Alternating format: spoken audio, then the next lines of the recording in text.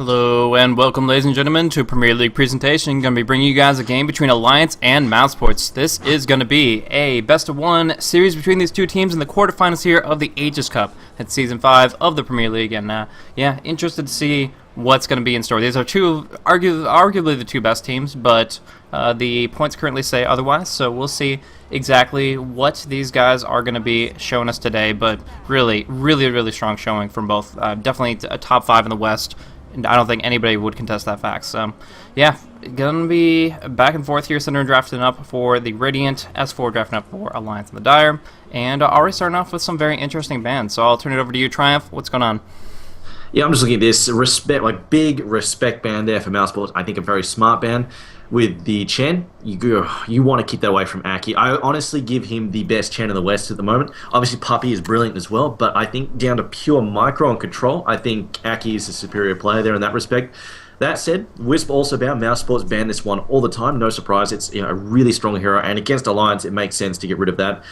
They will open up with the Lifestealer as well. And interestingly enough, it looks like Alliance were not planning to go with the Bear Dog. They've decided to ban it out themselves. It was their first ban. So with Batrider and Lone Druid out of the pool as well, we may see some other choices sneak in here. Usually, the question usually is whether or not Alliance decide to open up. I mean, this is something that a lot of teams go with. They tend to go with, okay, if we've got second pick, then we just pick up 2 supports as their initial choices.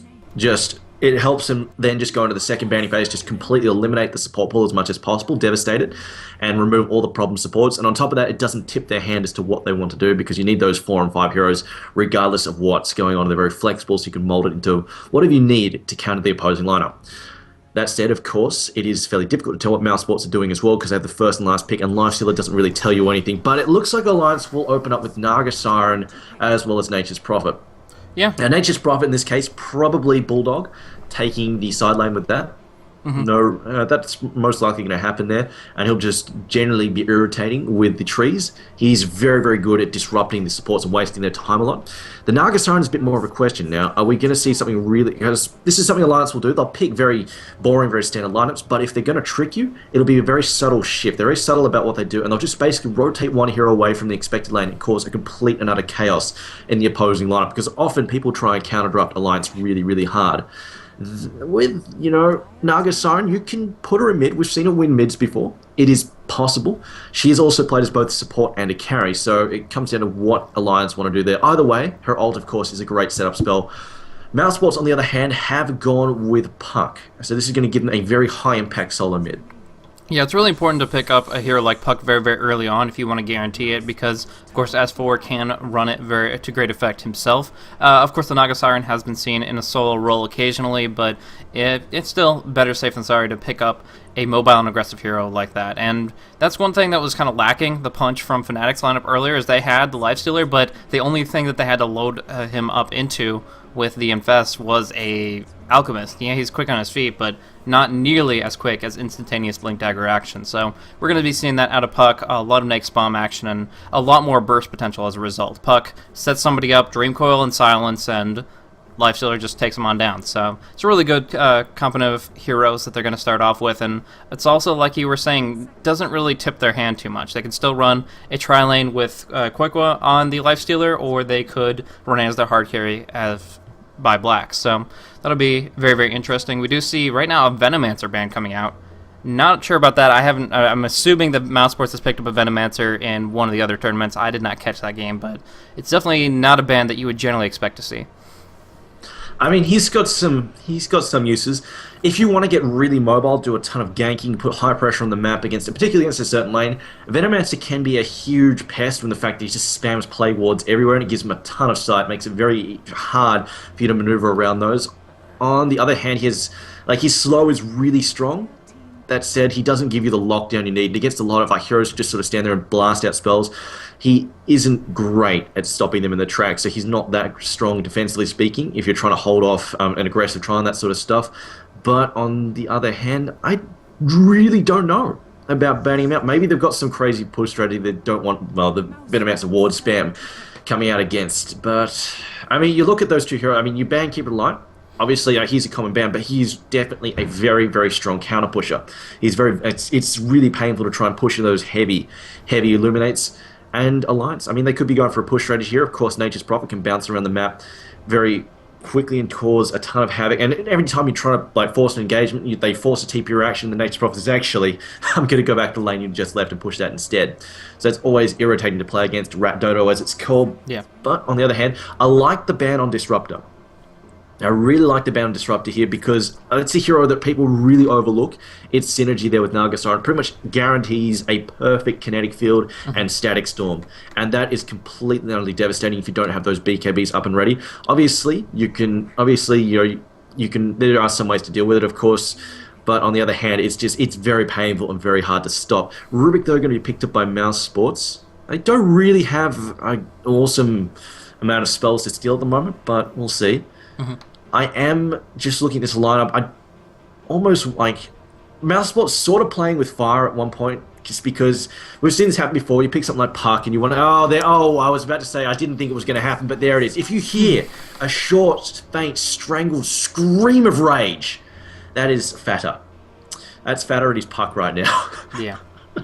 It's difficult. Yeah, they were drafting all against S4. They take out the Templar Assassin, they pick up the Puck themselves, but with this OD now on the field, they have to change things up in some way, shape, or form. And you were talking about the Lone Druid as an OD counter, but we're not getting that here because it was banned out initially by Alliance. So now OD picked up very, very late in the draft, and Mouse Sports are going to have to shuffle their cards quite a bit if they're going to be able to deal with it, because you do not want a Puck versus OD matchup 1-for-1 in the mid. There's no way that can work for them. So maybe they can go for a dual lane against OD. Maybe they can try to pull out a different strategy, but for right now, Cinderin is just racking his brain trying to find a way to work themselves around this OD pickup.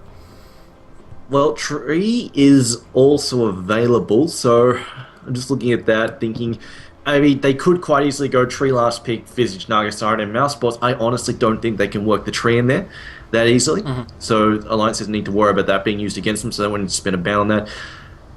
I'm just looking at this and thinking, like, a Tree could mess everything up, but if you were gonna change this up, I would almost say take Puck, put him in the safe lane, jungle the Lifestealer, and run a dual mid.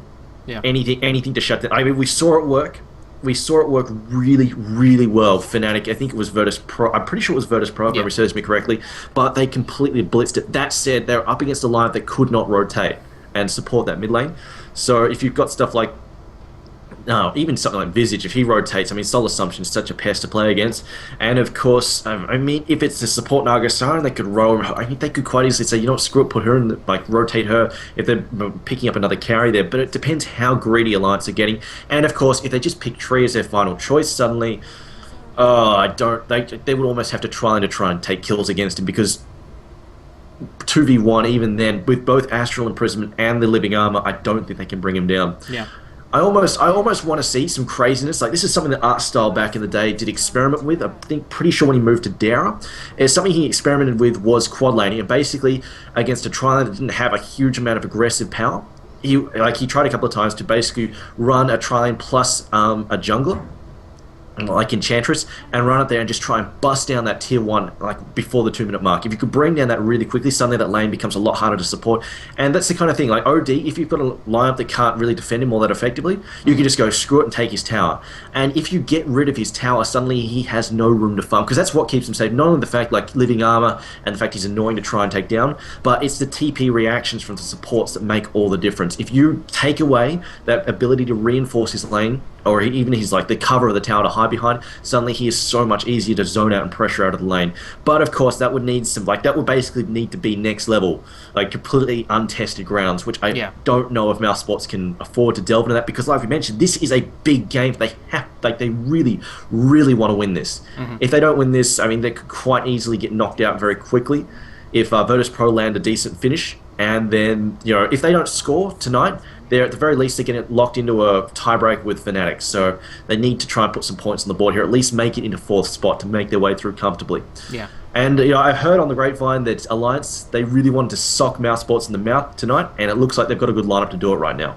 Yeah, and going following through with the Razor for Lotus carry, that's going to be very, very interesting. But yeah, in this position here, if Mousesports doesn't take any points away, they're either going to be going into like a 3-way or 2-way tiebreaker and trying to figure out that mess, whereas if they do take the points, then they're going to be looking at pretty much guaranteeing their Premier Cup slot. So, yeah, Alliance's biggest opportunity to eliminate one of their toughest opponents. They have gone back and forth on a couple of their previous games, so it'll be interesting. They go with the Anti-Mage here, so they're not going to be going for a hardcore push lineup, but it does give them some flexibility in what they're needing to accomplish. Koikua is not going to be too happy as the right-click dealer because of the fact that Razor is just so darn good against him. He has his passive against open wounds, so he slows down lifesteal as well, and the static link can go up against him and kind of screw over his right-click. But that being said, Anti-Mage is a nice one to supplement on into that. So they still have some great late-game potential, and if OD doesn't have as much survivability, it might work out for them. If he does get like a Ghost Scepter or something, though, he can still Arcane Orb down the illusions from the Manta style and still make Anti-Mage's life a living hell. So it's an interesting back and forth between those guys, but as far as laning, I'm not so sure. I mean, like, naturally, you look at Mousesport's lineup by itself, and you say, okay, well, they have to go aggressive tri lane, puck mid, and just have a solo bottom of Lifesteal or Anti-Mage. But up against that OD, you have to respond to it. Giving him that lane is going to be a very, very painful loss for them as far as the early game goes. A question. I mean, they might be able to slow them down a bit. They've got the Enchantress. If they can get some Wildkin, just get the Wildkin spam on the mid lane. That might slow them down a little bit, but really depends. No, I'm pretty sure Mr. Bombastic's Lotus, so he'll probably be taking that tri-lane. EGM playing support Naga this game. And Naga, she definitely works out just fine as support. And this gives them the ability to rotate if necessary as well. If S4 comes under some pressure in the mid lane, they can rotate the Naga. And between Riptide and the net, she makes a very, very potent counter ganker. Yeah. Now, something I'm definitely worried about, even if they get to late game, like the thing is, Razor, it's not so much for carry, he's a huge anti-carry. Like Anti-Mage blinks in, tries to get stuck in, Razor just starts like stealing all of his damage. And that is going to be a huge problem for him. Same for Lifesteal. I mean, he gets in with the Nate's bomb, suddenly starts losing all of his damage. So they need to worry about that. And especially if Anti-Mage or Nate's try and drop in top of the Razor, he just takes all the damage away, and they're eating the Storm, the Eye of the Storm. That is really, really powerful, especially for Nate, who doesn't have much armor to begin with. The negative armor effect from that, plus all the huge damage potential from Razor, that is very, very potent. Now, I think the other problem for Mouse Sports is they're going to be like, they've got this greedy life, they've got Lifesteal, they've got Anti-Mage in the same team. Sure, you've got both the Razor and the OD, but the thing is, they could be very effective as soon as they hit level 7 or so. They've got huge, like, really nasty spells. So they can start fighting. They can even play 5-man Dodo if they want. Or in this case, I think it'll be a 4-man push, and then have Bulldog just counter push any other lane that he possibly can. And they're going to put so much pressure on the map. I think we're going to lose a lot of early towers from Mouse Sports, and that is going to really make it difficult for them to farm effectively. Anti-Mage is slippery. He can possibly find some. He can possibly just jump around a bit, find some farm in the different jungles, just cut his way through that. But for Nakes, it's going to be very rough finding farm. And I'm really curious to see how this. Are they jungling Nakes? No, Nakes is in fact going solo off lane with Koikova headed up. No, I think he's just going to check. I'm pretty sure with a hatchet and a shield, I'm pretty sure he's going to just go into the jungle. Mm-hmm. He might try to test fate and try to see if he'll get an opening where he can actually go ahead and survive on the offlane, and as soon as he maybe loses a lot of his HP or takes his first death, then he'll transition over. Might not be the best course of action, though, considering they do have the Ensnare. Not at level 1. It looks like Riptide was picked up by EGM, but if they do get the Ensnare up, they can pretty much guarantee a kill on Lifesteal if he's at all out of position. So, right now, obviously, like you said, Quelling Blade, Stout Shield, that's jungle build. And possibly just going to be seeing a little bit of 3.510 to avoid that top lane as much as possible while they try to transition their forces over towards the mid lane, because that's where, the supports are going to be. Synderen needs to get some good early creeps to gank up on the mid, or it's not going to be a great situation for Fata going 1v1.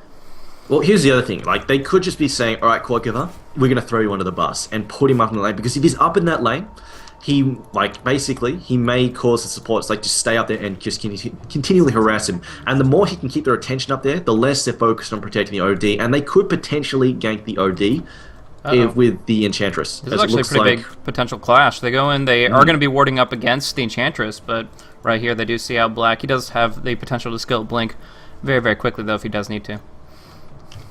She does have counter wards on her, though, so she should be able to get those up and running. Those camps up and running fairly quickly. But yeah, I mean, it looks like they may actually be running an offensive try here, as it looks like Nature's Prophet Bulldog will be taking the safe lane instead. And this has definitely got potential. I mean, Anti-Mage is going to find no room to farm here at all. There's just no way to, like, trying to beat Loda on the lane here is going to be really rough, especially with Enchantress, for the first couple levels anyway. If Enchantress gets some good creep, and then comes out of the jungle with that, she could quite easily set up a kill. Because Anti-Mage does a deceptive amount of damage early on. That said, of course, it's a static lane to keep in mind, and that is probably what's going to turn it around. But with the creep, if she gets like a Hellbear, I mean, the Hellbears really, really hurt early on. They hit harder than a hero, so there is always that. And Fatta, my god. He's going to be going solo mid against the S4. That really... I just don't see this working well at all. Not at all. I mean, for the first couple levels, OD is not that bad. When he gets to level 3, and especially when he hits around level 5, he is a nightmare to deal with as an intellect here. The base damage advantage is just ridiculous, and then of course not being able to spam with the spells to clear out the waves means Fatta has less rune control. So that is going to be unfortunate, already losing a decent chunk of intellect from 2 sets of Astral Imprisonment, and S4 having a huge right-click advantage. We look at the numbers, 57 right-click versus 73, and even the face shift jukes are not working for him. So Fatta going to have a rough time. Up on top, Koikva is going to be able to tank up against the Prophet's Treants pretty effectively. We saw him do some harassment back and forth, and actually with some nice body block action, it was enough for Bulldog to kind of do about half the HP of the Lifestealer as well. But they're just going to go back and forth, both of them finding relatively effective farm. But we already see a smoke gank coming on through. Unfortunately, the Hellbear Smashers are not smoked up, so that might change how the gank plays out. Either way, right now, Cinderin coming on in to the bottom lane, trying to bring somebody down, but not finding his opening just yet. Telekinesis comes on through. They're going to be able to get the clap number 1 off, looking for number 2, and it is going to not be successful. Either way, lots of right clicks going across. Loda will be dropped, and Black will be able to blink to safety there. So, good gank, first blood. I've got to say, really needed that. That was sloppy from Alliance. That did not need to happen. They saw the incoming gank. They pinged it. They had Visage there. He saw it was coming. There was no reason for Loda to sit around and try and last hit that. He could have quite easily backed up there. Did not need to die at all. But as it is, Mousesports, they get a much needed kill. And I'm going to say this, like, right in the top lane right now, you see that it's 10-1 for Koikva. That said, Nature's Prophet is really, really deceptively strong in a 1v1 situation because he can summon a van full of homies at any second, and those treants, the damage adds up. The fact they stay there for like 40, like a full minute, just harassing you, is really, really painful when you don't have any way to clear them off quickly. And even with the Stout Shield, I mean, we see, like, especially, like, you see lighter matchups like Nature's Prophet versus Viper, you think, holy shit, it's a Viper. There's no way Nature's Prophet can stand up against that. And then suddenly, you look back 5 minutes later, and Nature's Prophet has just completely destroyed him. It just comes to the trance spam. It is very, very difficult to deal with if you cannot clear them out quickly. However, all eyes on bottom, because, I mean, Loda just, wow, he should not have died there. There was just no real reason for that at all. I mean, he should have known, like, if you come close, you're just getting a telekinesis into those 2 bears. And once you're the double clap, it's not just the double clap, the slow was one slow enough. And then just the auto attacks from the bears is just huge. And now we get the telekinesis. Once again, Riptide comes out defensively, though. And now that the Hellbears are gone, though, I mean, that was definitely very lucky for Cinnamon. The fact he had a pair of them, that was really, really big. The damage from them is huge. And you compare that to the Wildkin, it's not nearly as powerful. It's like a 30 less damage. And the fact he's only got one of them at the moment as well.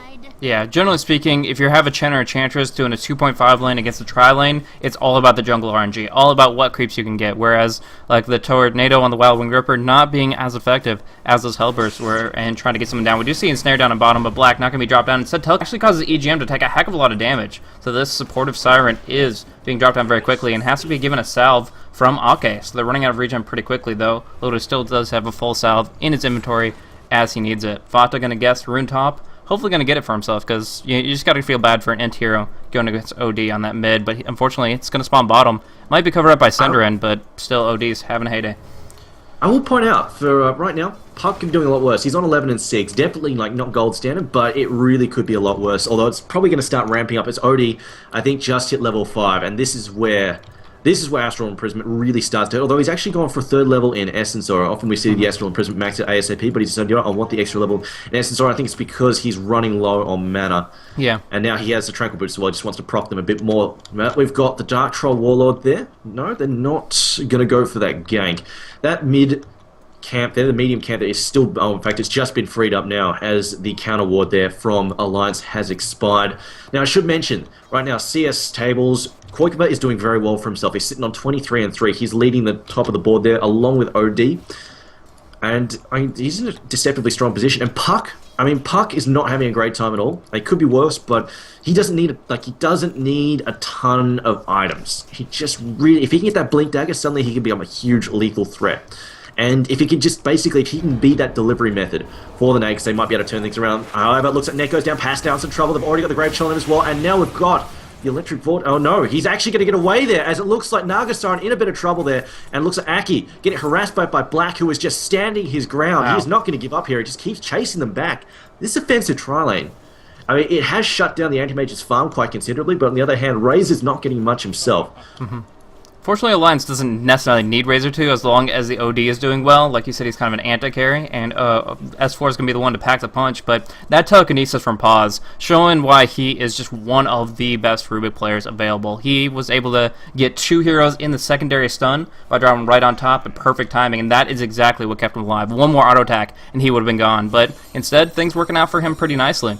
As far as that CS discrepancy on the mid, it's not even as much about the last hits, the 16 and 31. It's actually more so, in my opinion, about the denies. Sitting 20 denies on the OD, you look at Puck's levels, he's not even 6 at 6 minutes. We're seeing the OD, he's almost level 7. And that's not about kills. That's not about hero kills back and forth. There's only one on the board. They neither took part. It's all about the CS, and those denies are racking up a huge deficit for Fata that he's not going to have nearly as much steamroll advantage, but he's going to try to change that up on top lane. Even without a Dream Coil, they still have a good amount of gank potential. Going in, there will be the telekinesis, and there's going to be enough damage here to finish him off. I mean, this is essential. I'm not too worried about Fata's deficit and experience because he can get it back pretty quickly by gank. OD is going to be very static for quite some time. He's going to sit here. Obviously, they need to bring him down. And this is something especially when Nakes hit 6, I think they can probably take him just because they can just do a couple of invest bombs, especially during this next 5-minute period or so when they've got the advantage of nighttime. They can swing through here and put a lot of pressure on S4, and I think that really needs to happen if they can just get stuck in. The other thing is, of course, this tri-lane here, you've got a whole bunch of low-level heroes. This is a smorgasbord for Puck to gank. You've got a level 2 Visage, a level 3 Nagasar. She doesn't have Song yet. Even Loda is on level 4. This is something that Puck can definitely jump. He's got 2 levels advantage on that at best, in 4 in some case. So he can quite easily basically farm that for experience. Sure, you're losing the mid, but it's OD versus Puck. You were going to lose that regardless.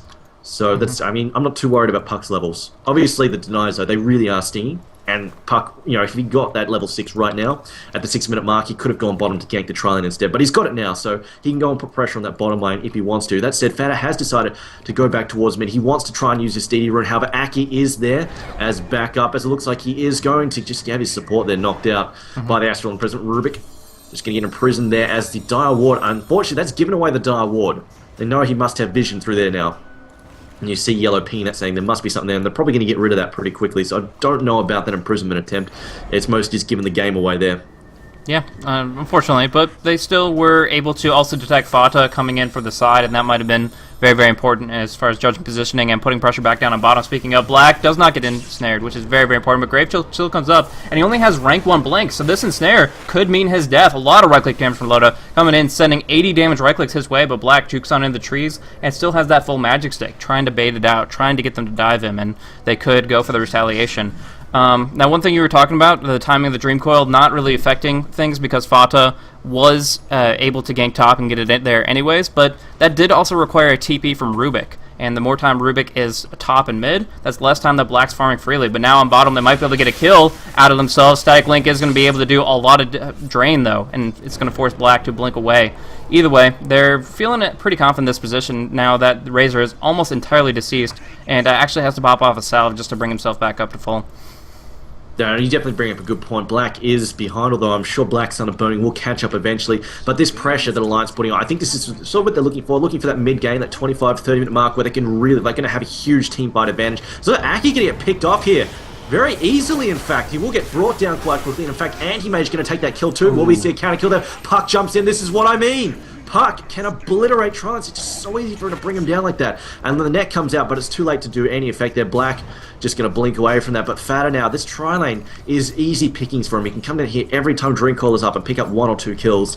And this is where things are going to get messy. And it's definitely going to be all eyes on S4 in this mid-game. But he's got this mech. Oh, wow. A 9.5-minute mech. This is going to... right now, I think Alliance can start putting this pressure on and just getting Bulldog mobile as well. This is something else we haven't seen as well. Bulldog going to try and TP away. Should be able to make this. I think there we go. Yeah. Manages to escape. No assistance there from the Radiant side. But this is something fairly uncharacteristic of Bulldog. Bulldog is usually a lot more active than this. Bulldog has something like a 75 to 80% participation rate when it comes to fighting with his Nature's Prophet. It's huge. He really gets really active. But in this case, he's just stayed there. And I think they just want to get an early lead on him, just get those early couple of items, and then really just stick the boot in and try and knock down a ton of towers, because that's where Alliance are going to have much more advantage. If they take all these early tier 1s and just gradually choke Mouse back, because they need to get control of this jungle. If they get control of the jungle, suddenly Anti-Mage has much fewer options to farm. But I don't think they're too worried yet, just because they have managed to delay Black's Battle Fury by quite a significant amount. Yeah, up on top, Quakerville might get picked off here. The ensnare under the tower. He has to TP away. Will he be able to get it off? No, too much damage comes forth, and they will be able to bring him down underneath their tower. Quakerville almost finding a kill on Bulldog, but just even with the Quelling Blade, couldn't break on through the Sprout to actually get the right clicks he needed, and so was trying to fall back, but all too late. And that's actually changing things around quite a bit. I think Bulldog staying up top lane has as much to do with his farm as it does trying to limit that of Lifestealer, because right now Lifestealer is the carry. Anti-Mage sitting only 33 CS is not going to be that big of a threat for quite some time, so trying to put at least some pressure on him is going to be very important. But yeah, now it's really a back and forth game. When when OD starts getting involved with the mech, it's going to really change how fights play on out. But actually on top lane, we're going to see a lot of damage coming on through. They're going to pop off the Dream Coil. Might be enough to bring out Siren, but no, she pops off the song, and OD comes on in. This is a 4 versus 2. Going to be able to drop the hammer here. Mechs up EGM. They're all fine and dandy here, and getting the Imprison up on the northern target. They're going to be able to bring down Fata with that. Sanity's Eclipse, and now Pause heads for the hills, but there's no way he can get. Actually, he might be able to. They do not have any disables, and he's able to just smugly TP on away. So very nicely done by him, but they still lose Fata in the process. I think they were hoping, like, we saw a really delayed Sanity's Eclipse. I'm pretty sure S4 was hoping that they could finish that fight and take both kills really quickly without having to commit the ult, because it is a fairly long cooldown. However, I mean, they pick off the puck, which is the most important thing. I would have liked to see them take the Rubik as well, because, well, then again, I mean, he's only got 70 unreliable golds, so it wouldn't have really been a huge blow to him anyway. But as it is, it looks like we're going to have Quakerville rotate the mid lane, just lose all of his intelligence to the spam there.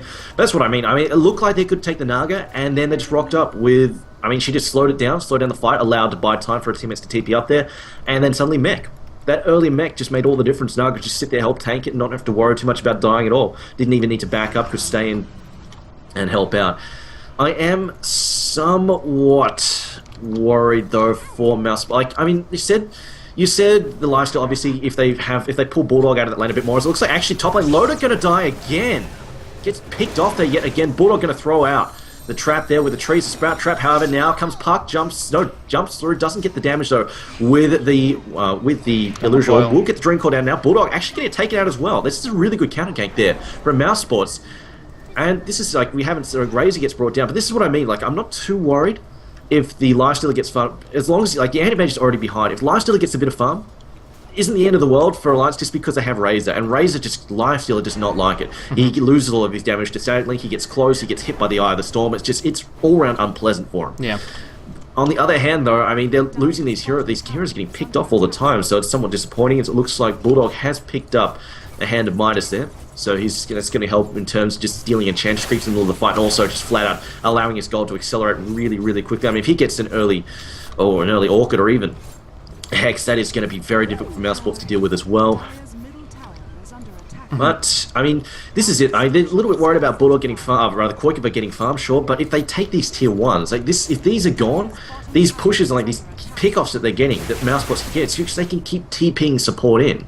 Yeah. If they get rid of these tier 1s, there's no reinforcements, and they cannot farm that ground or risk getting picked off. So I feel like Alliance should be making some moves here to taking out those towers, but we'll see what they decide, as it looks like EGM just going to spot up Puck going to trade a few hits there and secure himself a regeneration rune. All is not lost. I mean, even if they don't take those kills, those tower kills right now, I think they're just waiting for their first... I think they might just be waiting for an early core item on Razor, and then they'll go for it. They'll be looking for that 20-25 minute mark before we'll really see Alliance start to kick into overdrive and try and take him back. Also, they might be waiting for... I mean, that Ring of Regen there, that could quite easily be a 4-star for S4, but we'll see where he goes with that. Yeah, I think that the split up between the two carries is really important for Mouse's strategy. Essentially, they were able to get some early farm on Quakerville. He turns that into brawling items. He doesn't want to go super mid to late game carry. He just gets some drum and phase, And, oh, actually, kind of a huge misplay by EGM, but I'll get into that in a second. Right now I'm talking, though, actually in top lane, we're going to see Loda possibly picked off yet again. He gets the static link off at least, and there is going to be a stun coming out from the Familiars that could turn this around. A lot of damage coming on, finishing out Fata, and Koikova is going to go on the run here. So, good turnaround, and finally keeping Loda up.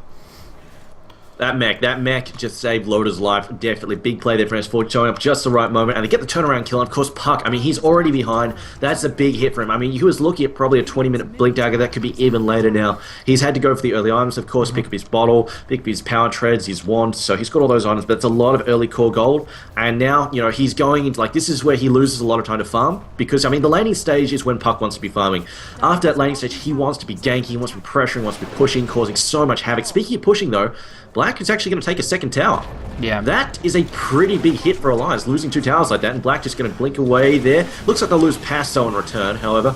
Yeah. Still fairly painful to lose the tier 1 and the tier 2 like that. Exactly. That's the next thing I was going to highlight on is the fact they got the kill on Fata, but at what cost? The fact that they put so much pressure out with lifesteal up top and forced that much rotation allowed just simple Enchantress push and Anti-Mage to just go and take tier 1, tier 2. I think Black got the last hit on both those. Okay, the first one just died to the Radiant because EG blew his song, but still, as a whole, they have taken so much more gold, and Mouz Sports is skyrocketing ahead as far as that gold advantage, which is not a place Alliance is going to be comfortable with them with.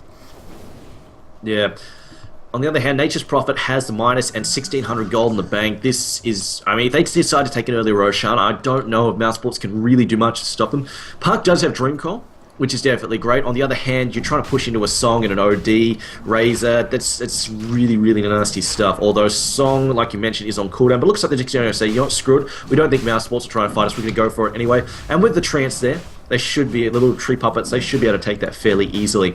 Yeah, big thing there, the Medallion, rushed up by Ake, was able to pick it up this very second it came out on the courier, so being able to bring down Roshan very, very quickly, with the Familiars and Treants helping out there. So that's going to be really, really nice to have a second life in one of their earlier engagements, and going to be shifting things around, where Razor needs survivability. OD provides that with the mechanism, and now they have the Aegis on top of that. So they can go for very, very extended fights and make it work for them very nicely. So it looks like Aegis is going to be left right now. It most likely going to be given to OD as soon as he can make his way over there. As for, yeah, walking his way across, and they're going to be able to find it. But yeah, I'm kind of surprised they didn't give OD some experience as well, because he does benefit from that massive int gain, but decided he would just farm the mid lane and they would kind of keep it more subtle on the down low. Yeah, well, I mean, if everybody disappears, like, especially if you let the creep wave just push against this tower and nobody's doing it, it's like a bit of a giveaway that something sus is going on in that pit.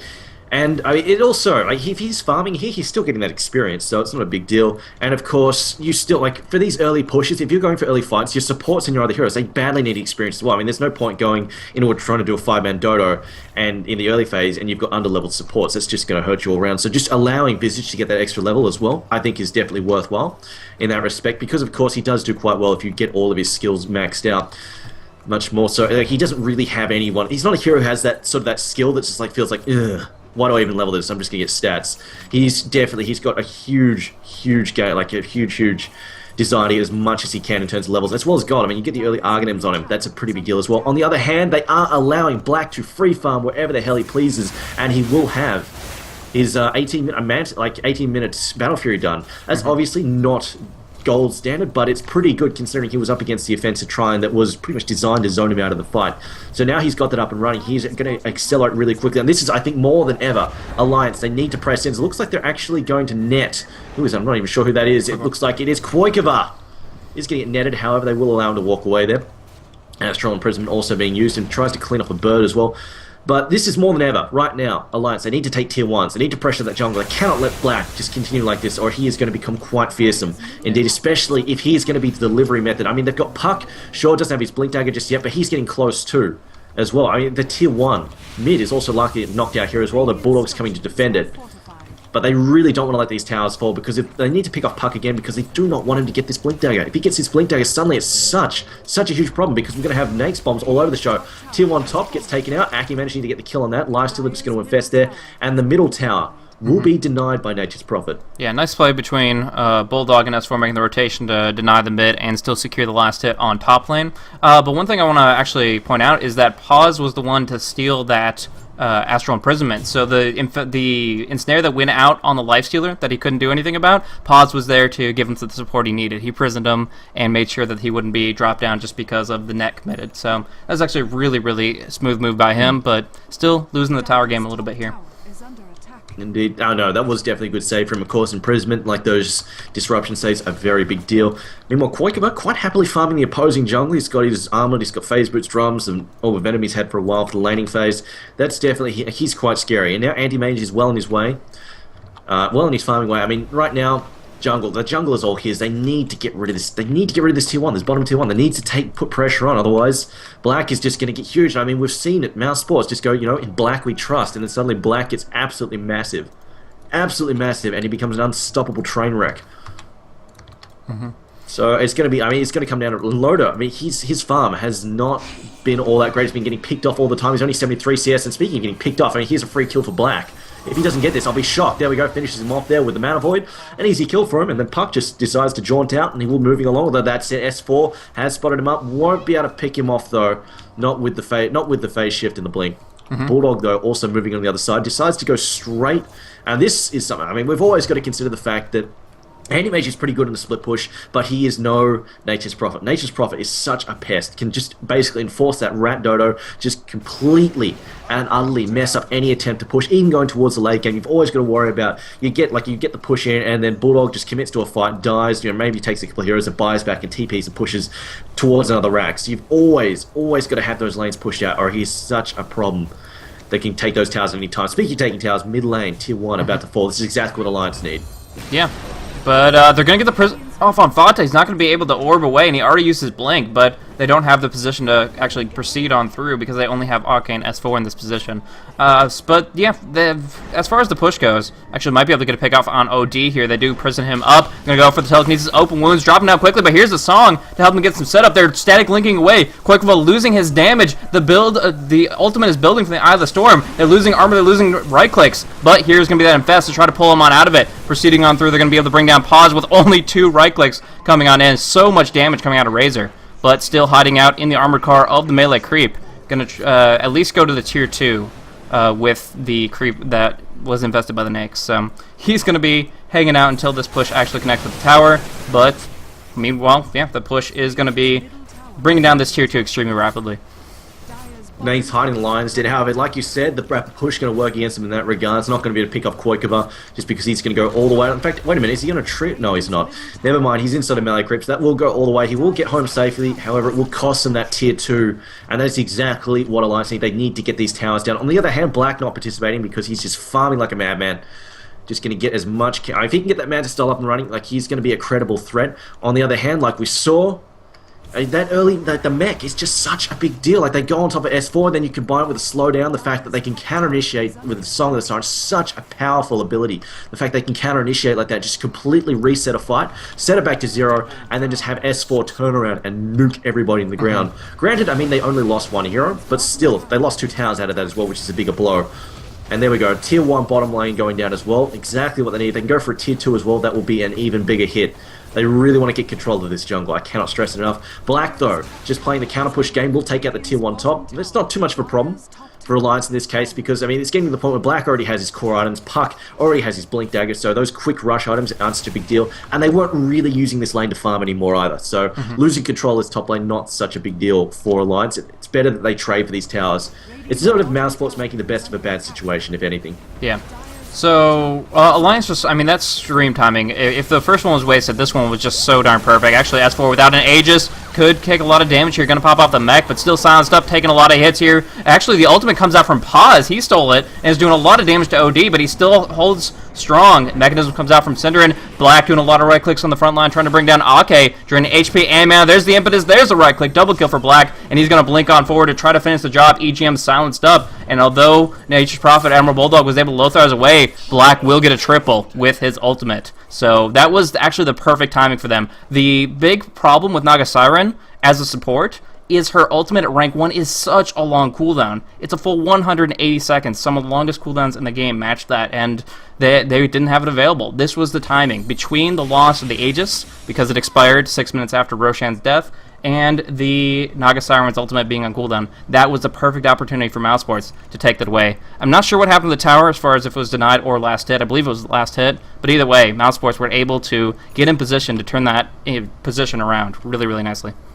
Not just that, like they didn't have Sandy's Eclipse either. That was also down. It's only just gone off cooldown, 160 seconds on that as well. So, I mean, that was a pretty big deal. And unfortunately, OD went in a little bit too deep, of course. So this is like something I almost don't like, not like this is back when we used to see just before TI2 stuff like that.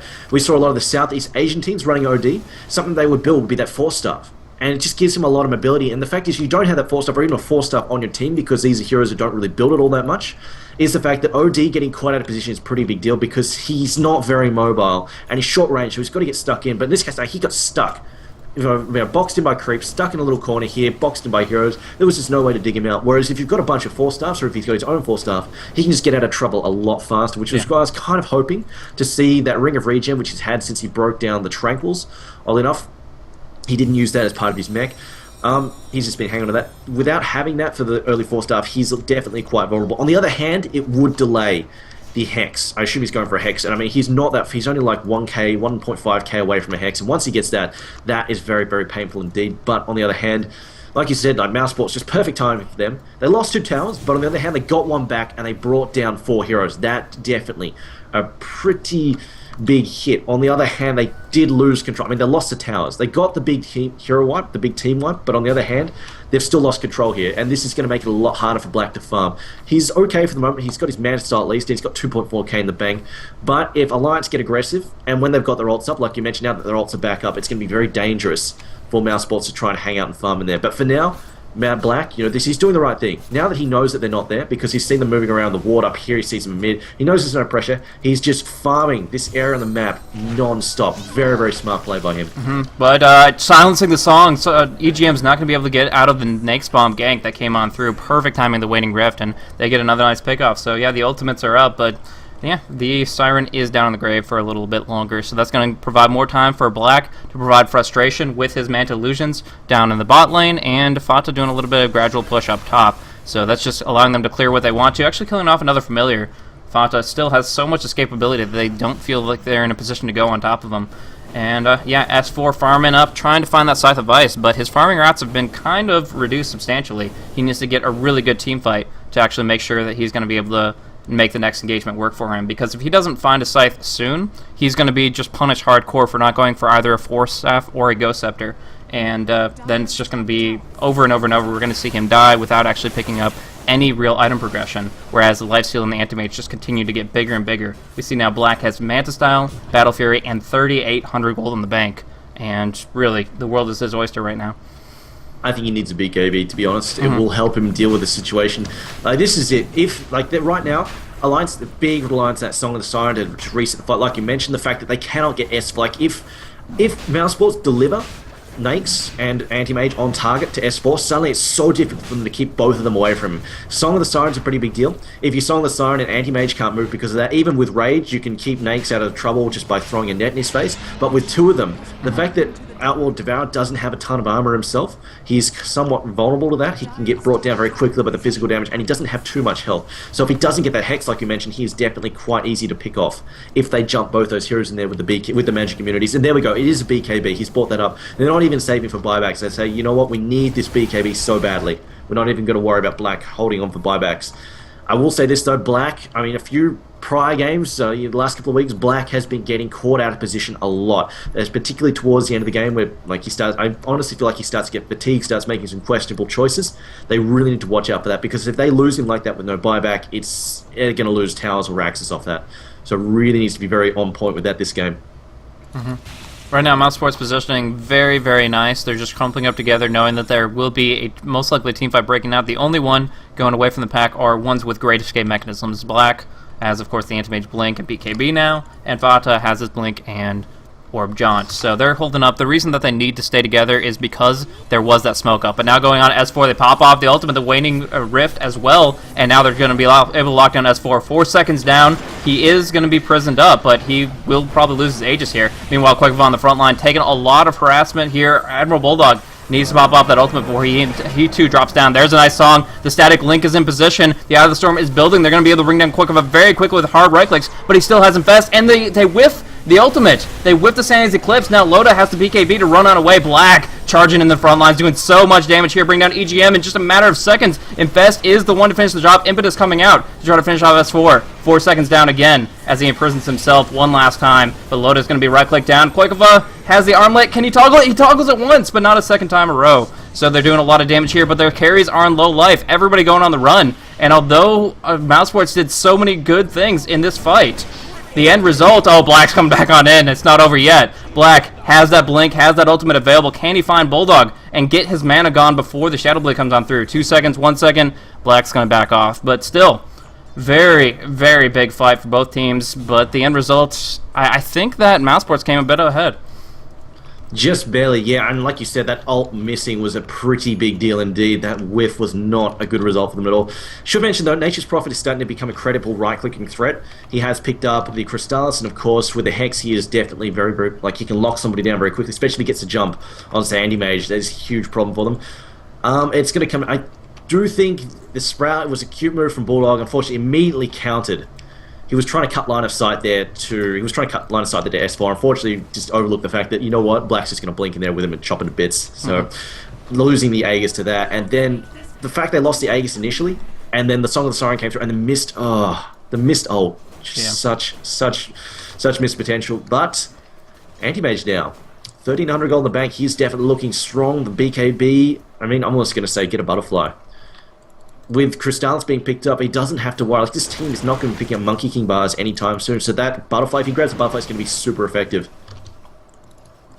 Because, of course, OD, I mean, it's just not in his item build. Obviously, Nature's Prophet is already committed to the Daedalus, and then Nagasiren's been playing a 4 position, so she's not really able to do it. And Loda is just flat out behind. He has got the BKB now, but unfortunately, BKB is going to help him out against the Pucks bit, and it obviously stop a bit of damage from Enchantress. But on the main part, there's just a pure physical output. From Lifestealer and Anti-Mage, it's just going to do nothing. Like, he doesn't have much to stop that. He really needs some more armor. He's only got 10 armor with the armor aura, with the ring. Like, it's just not enough to stop that just sheer physical output. Especially, well, actually, it looks like Nax isn't going to go for it. He's decided to pick up what looks like I get the feeling that's going to get turned into a Monkey King bar shortly, but we'll see where he goes. That could be a Daedalus even, but they're just going to pick off this tier 2 Blaze. Yeah, really, really quickly. The Blink Dagger is up and available for the Rubik. Paul's able to pick that up from the side shop, so now can go in and pick up just about any spell he wants, as long as the lines doesn't jump in the next few seconds, which it looks like they are holding back. They do have Smoke active, but it's about to expire, and they're just happy to have this ward up in this position to try to hold high ground, or will they? Going on in. They don't have... Oh, they do have Sandy's Eclipse, going to bring down Fata very quickly with that nice scythe, but Paz will be able to blink away, and I think that's enough for every single one of them to escape on out. TPs go on through, and yes, everybody has gotten away, but they didn't commit any ultimates. Getting a free pick-off on Fata is nice enough for them. Oh, indeed. And Rubik, unfortunately, trying to save the day with a level 1 Sprout, not working out at all. He really wants that Astral Imprisonment if he can find it. It's probably one of the better spells he can steal here, short of something like Song, just because allowing them to keep Alliance off balance and make sure they cannot focus fire down heroes like that. If they cannot get these pick-offs off, the mobility of Anti-Mage and Puck is going to be really difficult to contend with. And of course, we saw Lifestealer before escaping death just by jumping into a creep and riding it all the way back to the base. However, we've got 19 seconds on Puck and some time for Alliance to do some damage if they want to. They've got their ults up as well. They could go for a big fight. Mousesports, Dreamcoil is up if they can wait for Puck to get in. And what do we have Rubik still there? He has picked up Astral Imprisonment, and this is definitely going to be very, very helpful. Bulldog, on the other hand, you're going to get picked off there, potentially. Do they have detection? It looks like they do have detection, and Bulldog is a dead man. Really nice. Really nice. So now going on in, they're going to try to bring down S4 as well. The mech's not going to help you there, buddy. He gets rocked as well. Oh, wow. That Alliance. Oh, Mousesports making some play after play. Very smart moves from there. Lockdown, like Ruby, they're just not respecting his mobility right now. He's got a Blink Dagger. Jumped in there, set that up. They need to be careful. That lift is going to be devastating if they land a Puck after. Even, obviously, Bulldog doesn't have the escape mechanism. If you counter the invis, he's in so much trouble. And now Alliance on the back foot. Should mention that right now, Mousesports have held a goal lead the whole time, pretty much. They're sitting on a 5k plus lead. They're going to go for the tier 2 mid as well. Experience-wise, though, they're also ahead. They were behind a little bit earlier in the mid game, however, they picked it up quite nicely. And I'm going to say it's come down to the fact that they took some earlier towers. On top of that, the fact that they had the really early ganks. Like leading earlier on, like 6-2, really helped them out quite a bit. The roaming there from Puck was a big deal. And they're going to go for the tier 3. They're going to siege for the racks. They know they can do it. OD is down for a good 5 seconds. Probably not going to get the racks. They will get the tower. Maybe they will. Glyph is down. Actually, they could get this. They need to engage a buyback there, even from Bulldog. Oh, the song! Jump in song. The siren comes out. Doesn't get anything. Perfect time to fall back. That was literally on the edge of the song. Somebody should have gotten caught, but she's just too slow. Only has arcane boots. And they all walk away from it. Now without the song, they can take this fight, 5v5. 4-staff, man.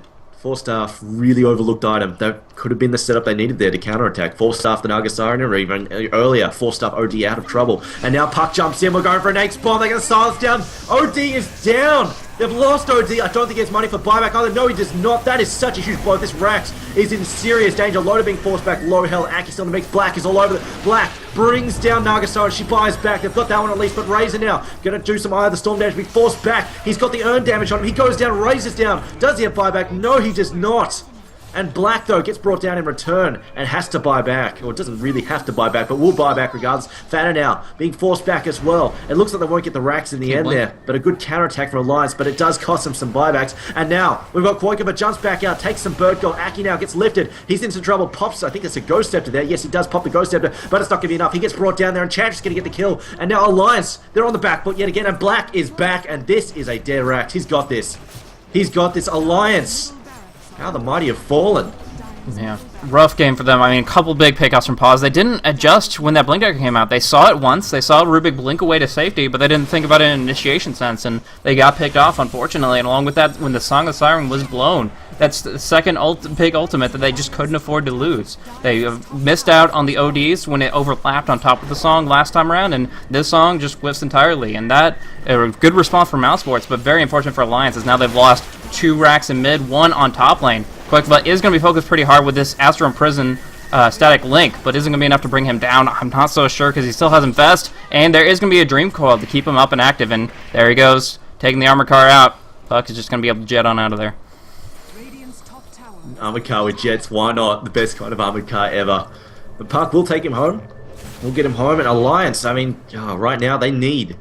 All that said, I mean, with that said, they are guaranteed to take first seed in this tournament for the finals. But they really wanted to sock Mousesports one hard. But as it is, it's going to come down, in this case, to whether or not, like, if they need a big fight. They need a couple of big fights. Not only that, but they've got to take Anti-Mage in a couple of fights in a row. Although his buyback is down for 4 minutes. I mean, if they can force mid, maybe they can get back on track if they can take a quick mid. If they can force a quick fight, because they've got the ults up right now. They've got Song of the Siren, they've got Sandy's Eclipse, but right now it's only level 2. Like, they've fallen behind so hard in experience. It is definitely a big problem. Like, you look at this, Anti-Mage is level 22. Level 15 for Outlaw Devourer. That's just so painful. Even Puck is ahead of him now, level 18. It's those rolling ganks. Sure, he got crushed in the mid lane early on, but those rolling ganks. So OD is not a hero that rotates all that well. He can, like, we saw a couple of good mech saves, but nowhere to the near. But Puck was just picking off people left, right, and center, and the offensive trialing was an easy pickings for him. And the fact that it didn't succeed that heavily, it slowed down Black a considerable amount. But Black still got him back on track once they got the rolling ganks up there to stop him, to help him out. He got back to the 18-minute Battle Fury, and that's where he needed to be. Got up, got farmed up, and now look at him. He's completely rolling in gold. He's got a basher. He's got an Eagle Song. He's not even going full Abyssal Blade. He says, you know what? I just need a little bit of bash. I don't even need the big 2.5-second stun there or so. So you're going to see the net go out in Koikova, but it looks like we've got another big engagement coming up. Yeah, starting things off. They do get the Song of Siren static link. That's exactly how they want to start this off, but isn't going to be enough. They have such an item deficit. Going to unlock everything here, but there are BKBs pop. Rage goes on through. Scythe comes out on the OD. That ultimate. The Sandy's Eclipse has yet to fall. There the hammer drops. Finally coming across. Synderen just trying to get on out of there, but gets sprouted up and has no way to do anything but right-click. Either way, Koikova is netted up. Armlet Toggle is not going to come on through. He is going to get dropped down here. Fata does do some damage himself, but the big thing is Black has to go on the run. He has taken so much right-click damage, just a pure damage right-clicks send him down very quickly, and he is going to head for the hills. As soon as Black's out of the fight, everybody in Mousesports should be. They go, they run, they're going to lose this Roshan, but that's still only a little bit going the way of Alliance when you consider the kill advantage is right now 24 for 12, and I would consider Mouse Sports to have the better carries. Just have to wait out 50 seconds, which is going to be easily done considering Roche will take out about 10 of those. I feel like Alliance, like the game plan was that even if they were falling behind a little bit early on, it wasn't a huge deal. The game plan felt like they wanted to end this game by 30 minutes in, but that time has been and gone, and like you mentioned now, they went, wow, we're going to have them come in there. Tries to go for the deny. It doesn't happen though. Owl Devour will manage to snag the Aegis there. But as it is, they were hoping to have this game done by 30, 35 minutes in. That's just why they weren't rotating all that much. They weren't too worried about Loader getting sort of beat on there by Puck in the bottom lane. They were planning to get these towers pushed down and start sieging. It looked like they were off to a good start. They took the tier 1, took the tier 2 mid, and in the end just didn't translate to pressure on the racks. And it especially turned around when they got that big counter-attack. Alliance is getting a little overconfident that push, and Mouse Sports on the bottom lane just crushed them back, and it's just sort of been spiraling out of control from here on out. And now that we're here at the 40-minute mark, Black is huge. Nakes is also fat as hell. He's got a Monkey King bar to boot. He's really, really big, and like you said, their late game, it's a 2v1 essentially. It's Black and Nakes, it's Black and Koikova up against S4's OD because Loader did not get the farm he needed. He's playing more as an anti-carry, and he's just getting burst down too damn quick. Like, they're jumping him, and even these team fights, because S4 doesn't have a BKB, when they come out of the song, the first thing that happens is he gets psyched, he gets hexed, he gets disabled, so he can't drop that huge ult. It's not super effective. Like the team fight, they're relying on these team fights, and they just haven't been panning out for them since that mid lane. So is there a remedy? Right now they do have the Aegis. They still have 3 racks standing. And they're going to try to go for a smoke nick down bottom. Is there an item pickup? Is there something that could really change what's going on? Actually, Dire Ward might be able to see out Black. They're going to see him. They're going to try to go on him. And they do get the sheep off, so this might be a kill. They're going to do as much as possible. There's going to be the shift Q of the Scythe of Vice from the Bulldog who just TP'd on in. Was that a pause prison? Pause prison. They're going to have to pop off the song just to bring him down, and he might be able to blink. Do they have the disables? Do they have the lockdown? No, he's gone. They get him out of there. Are you kidding me? Oh, pass, MVP. I was about to say, is there anything, like, what is the remedy? And I was going to say, it's Black overextending, because I mentioned this before, he's been doing this. He's been getting too aggressive, too greedy, and getting caught out. As Bulldog even TPs to try and find him, and in fact walked into an almost full health Black, and is now possibly about to regret this very heavily. No, sneaks away, and we'll be able to TP out in a second. Oh boy, is there a creep wave coming? There is a creep wave coming. Will Pass see him? Pass blinks just past. In fact, he's going to try and sneak and kill him. Pass here says, you want some revenge? Yeah. Take a crit. How dare you save that anti-mage? How dare you save Black? And Black will allow him to walk away. I was about to say, holy crap, Black might actually just drop. I mean, Black could have interrupted that with his ult. Yeah. The mini stun would have been sufficient, then jump on him. And who knows? Who knows? I mean, he could have just started slapping him with the bash, although I suppose he did have the Windwalk and no detection there, so no, he probably would have got away regardless, but still. Yeah, Bulldog playing it risky there. Yeah, a little bit, but he got a little bit of recompense for that painful loss of the anti-mage kill. I mean, that was the kill they had to have for this game to actually pan out in their favor. Instead, Paz was just the biggest save. Well, look, it's just, yeah, I don't even know. At this stage, if Black can overextend that hard and no punishment at all, even Fata might be able to get out of this just because he's friggin' Puck. He actually blinks in aggressively. That was a big misjudge of the situation. He is going to try to jaunt away. Very fast Piglet. Going to be dropped down just as quickly. Yeah, I mean, this kind of stuff, which you don't, like, he doesn't need to be doing this. Like, that kind of stuff is what's going to, like, if Mouse Sports could lose, is what would lose me. I'm just getting really, really cocky, trying to take bites they don't have to fight, because we've got to keep in mind, this game is not over. This game is definitely not over. Not just, like, they've got 2 racks short, but you've got a Nature's Prophet against you. You lose a couple of bad fights in a row, suddenly Nature's Prophet takes a racks that you didn't see coming. He can just be anywhere, everywhere, all the time. They really need to watch out for that. And we've got to keep in mind that we do have Naga Siren. EGM is eventually getting farmed. He's got illusions. They've got mana burn. He's getting tanky. They could quite easily start split pushing like crazy because, of course, he can stay and defend and just sort of counter push with constant spam coming out of his Riptides. And here we go. They're sieging. They're managing to siege. I mean, Alliance, they're on the back foot for sure, but they're not out yet. Definitely not out by any stretch of the means. And right now, they have Naga Siren's song up. It's level 2, so she can spend a little bit more. It's 120 seconds now, but really wants to get that level 3 where they can start using it a lot more aggressively and not have to worry too much about the cooldown. They still need to watch the Sandy's Eclipse. It's not going to be as effective against Puck anymore because he's really starting to ramp up in terms of intelligence. But against AM, it's still going to hurt a fair bit. And as well, like, not just the aim, of course, the lifesteal as well. Lifesteal, I think, is the other one that's really going to watch it. The fact they can lose lifesteal basically in an instant, the pure damage orb plus just the Sandy's Eclipse can just blow them apart so quickly. They've always got to worry about that. But if they get the Alpha Strike off, I mean, this is really what's also helping Mouse out a lot. The fact they've got the huge Alpha Strike. If they can get in there, get on top of Naga Siren, she doesn't have that BKB. I mean, if they're going to get anything for Naga Siren, I feel like a BKB would really help them out because it would take away a huge initiation potential from Mouse Sports. They can't just blink in and rift her.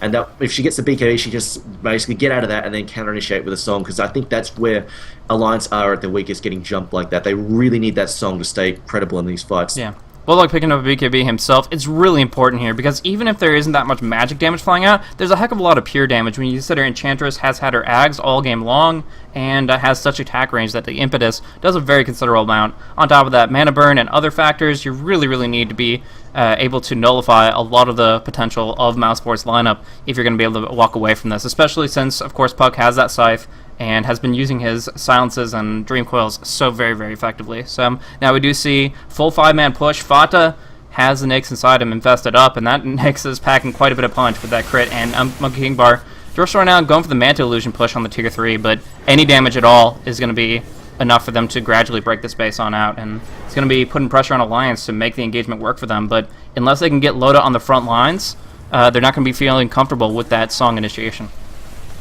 I think what Mouse Sports are doing there is very smart. Slow Siege definitely in their favour. They have no need to commit on the tier 3 high ground there. I believe what they're doing there, just very smart, just using Black's illusions just to slow push with a creep, just get a few hits in there. And look, it did like, what, a fifth of that tower's health? But they need to worry, this is smart, this is really smart from Alliance. The counter gank with the smoke, this is something we'd see from Complexity back in the day. The counter gank, counter attack around there. They've seen Bulldog, they smell blood, they want to come in, but now they attack from behind, it comes, Black blinks back into it. He jumps straight back into the S4, getting obliterated there. Losing health so fast, the Hex on him as well, the slow. The song, they're going to slow this down. Can they turn this around now? They're getting ready for the fight, but the pure damage there, he imprisons himself, or was that from was that from Pass? I don't know. But it looks like they will bring down Bulldog. Bulldog drops to the floor, and Alliance, they get dropped so hard. Mouse Sports bring them down. Pass now taking a lot of damage from the Familiars, but he may get Aki here in the meantime. Aki, Soul Assumption will pick off Pass, but the big deal is Black is in your face. He's killing all your heroes. He's going to take your racks, and EGM calls GG there. Yeah, just too much right there. I mean, they got so farmed up. They had such an advantage, and even the best initiation Alliance could hope for, baiting in a couple of Mouse Sports into the base, trying to chase down Bulldog without detection, and then coming in for the wraparound. Really nice movement, but not enough at this stage. 46 minutes in, it's just so much potential from Black and Koikova that even a great static link could set it up. And I think he actually might have even static linked an illusion. He had a heck of a lot of damage himself, but Black and Koikova still packing a heck of a lot of a punch as well. But either way, end result at 28.2 thousand net worth anti-mage. Yeah, the fun ends here, most definitely. In Black we trust, and Koikova as well. My god, did they get farmed. I really feel like Alliance, they had a good game plan. It was solid. There was nothing really wrong with it. It's just they didn't manage to execute it as quickly as they wanted. And in the end, I'm not sure that the Razor was the best choice for that try. I feel like they should have just gone for kill potential. I've said this last game. I just feel like the fancy stuff, why do it? Just get in there, get heroes who have disables, and just, like, they try and step out of line. Like, this, you have 3 stuns or disables, they step out of line, you kill them. Easy as that. I mean, Rage only lasts for a few seconds early on, and if you stack stuns before he rages, he's done. So I feel like they really should have gone for that. But stuff like, you know, obviously the Visage is great. He's got those really painful spells. He's nice for pushing, but in the end, as it was, like, Puck could just jump down there, especially when he's like a low level, like he's up against level 2, level 3 supports. Just even though he loses the mid badly, it's just Puck, he obliterates Trilance. Those low level heroes are just food for him, and Dream Coil is just such a ripper of a spell when you have those 3 low level heroes that just cannot back out of it with any ease and cannot stand up under much firepower. Whereas say if you jump into something like a CK, he just turns around and he starts eating your face. You turn around against like stuff like Leshrac, Lina, CK, you just don't want to walk into that because they've got so much damage. But against like against the Razor, he takes time to ramp up damage, doesn't have great AoE, especially when he went for only 1 level in the Electric Tide. Obviously, Visage is all single target, and then they've got Naga, Naga's probably the highest. Like, Naga's pretty damn good, but she was like level 2, so it wasn't great. Yeah. And obviously doesn't have, like, Net is good, but it's not a full-on stun. We've got always, like, it goes through the rage, but it's not a full stun. It doesn't stop him from casting spells. And when you've, like, if Rubik's running at you, you get caught out. And that's the other thing as well. Loda getting caught out those early phases, just giving away free kills early on was really, really... They couldn't afford that, to be honest. Shouldn't have happened. But as it was, Mouse Sports come out on top. Alliance, they had a good plan, but it just all comes unraveled. Yeah, unfortunately for them. I mean, I think you hit the nail on the head there. I didn't hate the Razor pick. You could see how their team fights were supposed to play out, but when it came down to it, when the heroes that they were targeting were immune to magic, so many useless heroes. Visage can't do anything. Nature Prophet can't do anything but right-click.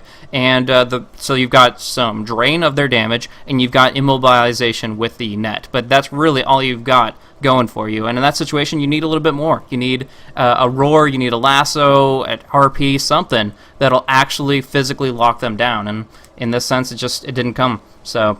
well played to Mouse Sports. They really just played their lineup the way they wanted to. The puck, Nakes bombs, the amazing Rubik plays. I'm going to give him my MVP just because he made so many darn good saves that completely turned things around. Got a couple good Sanity Eclipse steals as well.